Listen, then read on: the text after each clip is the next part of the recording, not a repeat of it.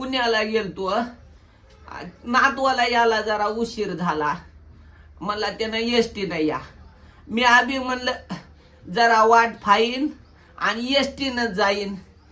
मग एसटी मध्ये चढलो. हे माणसं मेंढर भरलेत मधात. पाय ठेवायला जागा नको. इकून तिकून त्या बसलो डाया बाजूला. आलेली बाई म्हणे ही महिलासाठी जागा आहे, ही महिलासाठी जागा आहे. मी त्या कंडक्टरला म्हणलं साहेब इथं गड्याला काही जागा आहे का नाही बसायला. मग त्यानं मला त्या उजव्या बाजूला बसिलं.